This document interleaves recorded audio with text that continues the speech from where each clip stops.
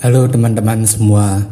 Kali ini, Story 3M akan membagikan alur cerita manhwa yang berjudul The Iron Blood Necromancer Has Returned. Baiklah, tak perlu berlama lagi, langsung saja kita simak videonya.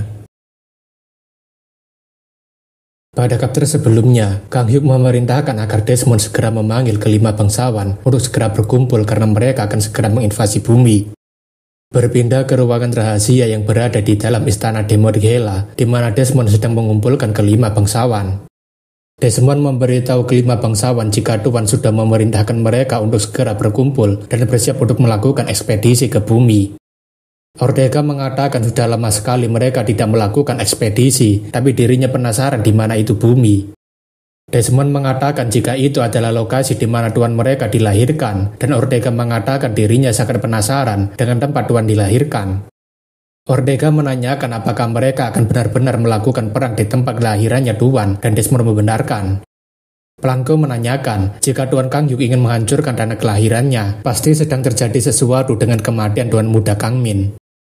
Stella menanyakan apakah Tuan Kang Hyuk sudah menemukan semua pelaku yang menyebabkan kematian pada Tuan Muda Kang Min. Ortega menanyakan apakah dunia itu adalah dunia yang sama seperti yang diceritakan Tuan Muda Kang Min pada mereka, tapi Stella mengatakan jika bumi bukanlah tempat yang cocok untuk monster seperti dia.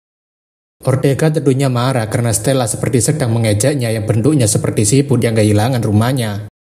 Vio yang tidak terlihat bentuk tubuhnya mengatakan apakah Tuan Muda Kang Min benar-benar mati, dan Desmond mengatakan memang benar seperti itu. Ortega berteriak agar Vio kemari saja, karena telinganya hampir saja pecah mendengarkan teriakannya yang bersembunyi di sana. Vio berteriak meminta maaf karena dirinya sangat pemalu untuk menunjukkan dirinya di hadapan mereka. Ortega mengatakan supaya Desmond menyudahi saja pertemuannya kali ini, karena dirinya bisa menjadi gila setelah mendengarkan teriakan dari Vio berulang kali. Desmond mengingatkan jika ekspedisi ini adalah untuk menyerang tanah kelahiran tuannya, jadi jangan sampai mereka melakukan tindakan bodoh dan membuat tuan mereka tidak nyaman. Ortega mengatakan mereka paham dengan itu kecuali Vio yang sedang bersembunyi di sana dan tidak mau menampakkan dirinya. Vio berteriak jika dirinya juga paham, dan Ortega tentunya makin kesal karena orang ini malah berteriak dengan sangat keras. Ortega kemudian langsung pergi dari tempat pertemuan, tapi Desmond sendiri tidak bisa menghentikan perdebatan para bangsawan. Stella juga berpamitan terlebih dulu sebab dirinya juga harus melakukan persiapan untuk menuju ke tempat kelahiran tuannya. Blanco mengatakan jika Tuan Kang Hyuk pasti sangat berduka setelah kematian adiknya, bahkan sampai mengerahkan seluruh pasukannya untuk menyerang bumi. Blanco mengatakan ekspedisi ini sama sekali tidak menyenangkan karena mereka harus menghancurkan sebuah planet yang menjadi rumah paling dirindukan oleh Tuan Muda Kang Min. Desmond sendiri tidak bisa berkata apa-apa karena situasi menjadi semakin merepotkan setelah Kang Hyuk memeriksa kebenaran kematian adiknya sendiri. Kembali ke perpustakaan Kang Min, di mana Kang Hyuk masih mengingat bagaimana adiknya selalu mengutamakan keselamatan orang lain dibandingkan keselamatan dirinya sendiri. Waktu itu, ketika Kang Hyuk sedang menaklukkan wilayah milik Lamur, Kang Hyuk diberhentikan oleh adiknya untuk tidak membunuhnya. Kang Min mengatakan daripada kakaknya membunuhnya, lebih baik gunakan saja dia untuk bekerja sebagai bawahannya, karena orang itu pastilah sangat berguna. Kang Hyuk mengatakan jika orang ini sedari awal berniat untuk membunuhnya, jadi lebih baik dirinya segera menyingkirkannya daripada membuat masalah baru ke depannya. Berbeda dengan Kang Hyuk yang selalu percaya dengan kekuatannya sendiri, tapi Kang Min melihat jika seorang musuh bisa dijadikan sebagai seorang teman yang dapat diandalkan di masa depan. Kang Hyuk menanyakan bagaimana dia bisa mempercayainya, dan Kang Min mengatakan selagi mereka bisa berkomunikasi, maka pertukaran pendapat dan membangun kepercayaan bisa dilakukan. Kang Hyuk menanyakan bagaimana bisa mereka membangun rasa kepercayaan dengan monster yang mencoba untuk membunuh mereka. Kang Min mengatakan mereka mungkin tampak seperti monster, tapi monster sesungguhnya bukanlah mereka, karena ini hanyalah sudut pandang seseorang yang berbeda. Kang Hyuk dengan keras kepalanya mengatakan mereka bukan manusia, jadi suatu hari nanti mereka pasti akan mencoba untuk membunuh mereka. Kang Min ingin agar kakaknya berhenti berpikir untuk saling membunuh, karena jika mereka berhenti untuk berpikir seperti itu, maka mereka pasti juga akan percaya pada mereka. Kang Hyuk mengatakan bukankah sewaktu kecil Kang Min selalu memintanya untuk membunuh semua monster yang ada, tapi Kang Min mengatakan jika orang ini bukanlah monster. Kang Min mengatakan mereka berbeda dari monster yang mereka bunuh, jadi mereka tidak bisa membunuh semua orang karena mereka juga membutuhkan pasukan. Pada akhirnya dengan bantuan adiknya, Kang Hyuk berhasil membuat banyak pasukan kuat yang membantunya untuk menaklukkan Hera seperti kelima bangsawan. Kang Hyuk masih mengingat bagaimana ayahnya yang suka mabuk-mabukan dan melakukan KDRT pada ibunya beserta dengan adiknya. Ibu Kang Hyuk meminta agar suaminya segera berhenti bertingkah seperti ini karena di depan mereka ada anak-anak tapi ayah Kang Hyuk tidak peduli. Sudah muak dengan perilaku ayahnya yang selalu bertindak sesukanya, Kang Hyuk mulai melihat ayahnya sebagai seekor monster serigala bertubuh manusia.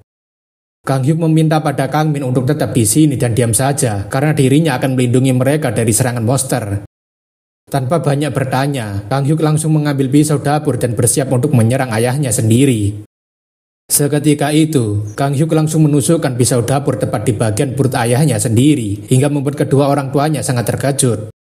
Setelah membunuh ayahnya sendiri, ibunya Kang Hyuk hampir saja tidak bisa berkata apa-apa setelah melihat anaknya membunuh ayahnya sendiri. Kang Hyuk mengatakan agar ibunya tidak perlu takut lagi karena dirinya sudah membunuh monsternya dan akan melindungi mereka berdua. Ibu Kang Hyuk tentunya sangat sedih karena anaknya mencoba untuk melindungi dirinya dari kekerasan suaminya. Ibu Kang Hyuk kemudian memeluk Kang Hyuk sangat erat sambil mengatakan agar dia tidak mencoba melakukan hal seperti itu lagi. Kang Hyuk sebenarnya hanya terdiam kebingungan karena dirinya tidak mengerti kenapa ibunya malah menangis setelah dirinya membunuh monster itu.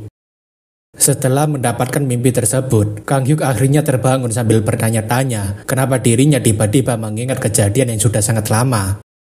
Karena Kang Hyuk menunggu Peluka kembali sambil ketiduran, tampaknya Peluka sudah datang kembali untuk melaporkan. Peluka mengatakan jika dirinya sudah memberitahu semua pasukan Legion Gargoa untuk bersiap berperang dan dirinya juga sudah membawakan perisai dan sepatu dari Gargoa. Kang Hyuk mengatakan kerja bagus pada Peluka karena sudah mengerti apa yang dirinya butuhkan untuk saat ini. Tanpa perlu repot-repot memakainya, perisai Gargoa milik Kang Hyuk secara otomatis langsung menempatkan dirinya pada tubuhnya Kang Hyuk. Dengan begini, Kang Hyuk akhirnya memakai pakaian tempurnya dan bersiap untuk menghabisi seluruh hunter di bumi dan menyelesaikan cita-cita adiknya. Kang Hyuk kemudian memanggil kelima bangsawan untuk segera memenuhi panggilannya dan berkumpul di hadapannya. Seketika itu, Desmond dan Planko yang sudah bersiap langsung menyapa tuannya setelah muncul dari portal dimensi. Setelah itu, disusul oleh Stella dan Vio yang begitu senang melihat tuannya setelah sekian lama mereka tidak pernah dipanggil. Vio yang seperti anak kecil tentunya langsung melompat ke arah Kang Hyuk sambil mengatakan dirinya sangat merindukan sang raja.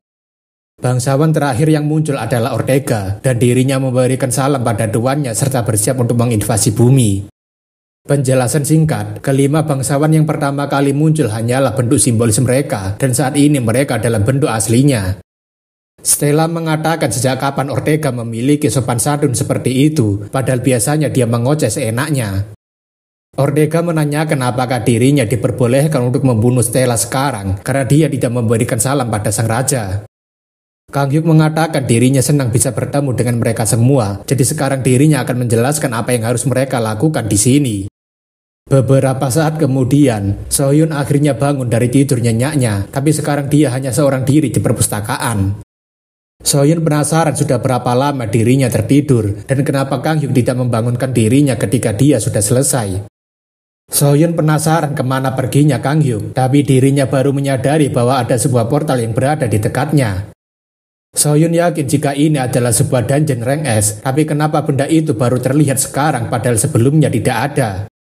Sohyun penasaran apakah Kang Hyuk sebenarnya sudah masuk duluan ke dalam dungeon ini sendirian tanpa memberitahu dirinya. Namun setelah mencoba untuk menyentuhnya, Sohyun merasa jika dungeon ini menyerap black magic miliknya. Sohyun yakin jika ada sesuatu yang berada di dalam dungeon ini dan mungkin dirinya harus mengeceknya sendiri. Karena Sohyun selalu penasaran, maka dirinya langsung masuk begitu saja tanpa mengetahui apakah tempat itu aman atau tidak. Setelah masuk, Sohyun memanggil nama Kang Hyuk berulang kali, tapi dirinya tidak mendapatkan jawaban apapun. Sohyun sekali lagi menanyakan apakah Kang Hyuk berada di sana, dan Sohyun merasa jika tempat ini tidak ada apapun selain kegelapan. Sohyun berpikir untuk keluar saja dari sini, namun setelah dirinya membalikkan tubuhnya, dirinya malah kehilangan jalan keluarnya. Sohyun mencoba mengecek jalan keluarnya sekali lagi, tapi itu tidak berhasil, bahkan sihir cahaya yang dirinya gunakan malah terserap. Soyun berkata ini adalah pertama kali dirinya melihat sesuatu seperti ini, bahkan sebuah sihir juga tidak bisa bekerja di sini. Bersamaan dengan itu, Kali Gini menanyakan kenapa dia malah berada di sini, dan itu membuat Soyun jadinya terkejut. Kali Gini mengatakan ini adalah Sade of the Undead, dan mereka yang tidak diundang oleh tuannya tidak boleh masuk kemari. Soyun mengatakan jika dia membuatnya kaget, tapi dirinya menanyakan apa maksudnya ini adalah tempat yang dibuat oleh Kang Hyuk. Kali Gini mengatakan karena dia mungkin tersesat ke dalam tempat ini, jadi dirinya akan membiarkannya saja untuk pergi kali ini. Seketika itu, Kali Gini langsung menebaskan pedangnya dan membuat jalan keluar bagi Soyun yang tersesat di dalam Sade of the Undead. Sambil berjalan keluar, Soyun sebenarnya penasaran kenapa Kang Hyuk bisa membuat tempat seperti tadi dan kenapa dirinya tidak diajak. Mungkin saja Kang Hyuk bermaksud membuka portal tadi agar Soyun bisa masuk, tapi mungkin Kali Gini salah paham dan malah mengusirnya. Kali Gini yang pergi begitu saja dan tentunya membuat Soyun mengatakan apa-apaan orang tadi, kenapa dia mengusirnya begitu saja tanpa memberikan penjelasan apapun padanya. Di dalam Sade of the Undead milik Kang Hyuk, Vio menanyakan apakah dirinya diperbolehkan untuk membuka perang terlebih dulu. Kang Hyuk mengatakan tidak boleh, dan Vio mengatakan kenapa dirinya tidak diperbolehkan, padahal yang lainnya sudah pernah melakukannya. Ortega yang sangat jengkel tentunya menyuruh agar Vio menutup mulutnya saja, atau dirinya akan membuatnya tidak bisa berbicara selamanya. Vio mengatakan jika wajahnya Ortega jelek sekali, bahkan lebih mendingan melihat wajah siputnya daripada bentuk tubuh aslinya. Ortega tentunya sangat marah sambil mengatakan dirinya akan memakannya dan membuatnya menyesal setelah berbicara begitu. Stella mengatakan agar Ortega dan Vio berhenti membuat kegaduhan, padahal tuannya saja belum selesai memberikan perintah pada mereka. Ortega merasa jika omongannya Stella ada benarnya juga, dan dirinya akhirnya berhenti marah dan kembali ke wujud aslinya. Akhirnya, suasana kelima bangsawan menjadi sangat sunyi, terlebih Kang Hyuk juga menunggu mereka berhenti bertengkar. Kang Hyuk mengatakan agar para bangsawan segera menemukan semua orang yang terlihat di dalam Gazi of the Undead dan gunakan segala cara jika mereka keras kepala. Sekarang kita berpindah ke sebuah bangunan yang tampaknya sedang dijaga ketat oleh dua orang. Subasa yang melihat ketua asosiasi datang kemari tentunya menanyakan kenapa Tuan Chanso datang kemari. Chanso ingin agar Subasa segera menghubungi tim keamanan kota Seoul karena dirinya memiliki urusan yang sangat penting yang harus dirinya tangani. Chanso mengatakan jika dirinya sebentar lagi akan memberitahukan tentang perang melawan kakaknya Kang Min, dan itu membuat Subasa dan Ipin menjadi sangat terkejut. Chanso yang sangat terburu-buru tentunya mengatakan tidak usah terkejut dan langsung saja panggil tim keamanan Seoul. Subasa dan Ipin tentunya langsung pergi sambil mengatakan jika mereka akan segera melaporkan hal ini pada tim keamanan Seoul. Setelah beberapa saat, Chanso akhirnya pergi ke tempatnya tim keamanan Seoul, di mana dia sepertinya sedang mencari keberadaan Kang Min. Setelah masuk ke dalam ruangan pengawasan, Hattori mengatakan jika dirinya baru saja mendapatkan panggilan dari tim pengawas. Hattori menanyakan apakah Chanso melakukan semua ini karena apa yang terjadi pada Seoul Forest yang dihancurkan oleh Kang Hyuk. Chanso mengatakan ini bukan saatnya untuk menanyakan itu padanya dan beritahukan saja padanya siapa yang pergi bersama dengan Kang Hyuk. Hattori mengatakan jika Kang Hyuk pergi bersama dengan penyihir gila itu dan tampaknya Soyun sangat tertarik dengan Kang Hyuk. Chanso mengatakan pantas saja dirinya malah kehilangan jejaknya Kang Hyuk jika wanita tua itu yang pergi bersama dengannya. Chanso rasa ini masuk akal saja karena wanita tua itu dulu juga berteman akrab dengan Kang Min saat dia masih hidup. Kalau Soyun pergi bersama dengan Kang Hyuk dan menghilang begitu saja, berarti dia tidak memiliki niatan untuk bertarung melawan Kang Hyuk dan dia pasti sedang pergi menuju ke suatu tempat. Chanso menduga bahwa Soyun berniat membawa Kang Hyuk untuk pergi ke perpustakaan rahasia Kang Min, tapi sepertinya dugaannya memang hanya tempat itu saja. Chanso mengatakan agar mereka segera menyiapkan hujan meteor untuk memberikan sambutan pada Kang Hyuk. Hattori menanyakan mau diarahkan kemana hujan meteor itu, dan Chanso mengatakan jika dirinya hanya bisa menunjukkan lokasinya. Chanso ingin agar hujan meteor itu diarahkan untuk menghabisi tempat ini, dan jangan sampai ada yang tersisa di tempat ini. Hattori meminta maaf karena meragukannya, tapi dirinya ingin tahu alasan kenapa Tuan Chanso ingin menyerang hutan yang tidak ada apa-apanya itu. Chanso mengatakan jika di sana ada perpustakaan rahasia milik Kang Min dan dirinya pernah beberapa kali ke sana, jadi sudah pasti jika Kang Hyuk akan pergi ke sana bersama dengan Soyun. Chanso juga ingin agar mereka menyalakan mana detection untuk mendeteksi area di sekitar, karena mereka harus teliti sebelum menyerang. Hattori melaporkan jika mereka menemukan adanya sejumlah mana kuat di area tersebut, dan mereka berhasil mengetahui bahwa mereka adalah pasukan undead. Chanso benar-benar senang karena dugaannya ternyata memang benar, jadi seharusnya Kang Hyuk beserta dengan pasukannya sedang bersembunyi di sana. Hattori menanyakan apakah Tuan ingin mengunci target lokasi ini, dan Chanso mengatakan tentu saja, karena mereka harus meratakan tempat ini dengan tanah. Hattori menanyakan bukankah sebaiknya mereka mengirimkan para hunter terlebih dulu ke sana dan mengambil beberapa senjata atau buku sihir daripada menghapus tempat ini dari peta. Chanso mengatakan apakah Hattori tidak melihat apa yang terjadi di Seoul Forest dan apakah dia ingin membiarkan kesempatan ini hilang begitu saja. Hattori mengatakan jika mereka pasti bisa mengatasinya meskipun rencananya akan sedikit berubah. Terlebih para hunter yang menjaga area Paju pasti bisa mengatasinya agar Kang Hyuk tidak pergi melarikan diri. Chanso mengatakan dirinya lebih tahu daripada siapapun tentang perpustakaan rahasia Kang Min. Jika di sana tidak ada yang namanya senjata ataupun buku sihir, jadi sebaiknya segera bereskan persiapannya. Setelah Hattori selesai mempersiapkan hujan meteornya, dia langsung menghitung mundur dari angka 10 sampai 1 sebelum menembakkan hujan meteornya. Dari perpustakaan Kang Min, terlihat jika sebuah cahaya berwarna oranye sedang bersiap untuk menyerang ke arah sana. Karena satelit yang digunakan sebagai hujan meteor sudah siap, Hattori langsung menekan tombol tembak untuk menghancurkan bangunan milik Kang Min. Hanya dengan sekali tembakan saja, satelit itu bisa menghancurkan perpustakaan milik Kang Min yang saat ini hanya sedang dihuni oleh Soyun dan mungkin dia masih belum keluar dari sana. Chanso merasa sangat senang karena melihat perpustakaan kesayangan Kang Min hancur begitu saja bersama dengan kakaknya. Chanso mengatakan bagus sekali dan dirinya tidak pernah bosan ketika melihat meteor itu menghancurkan sesuatu.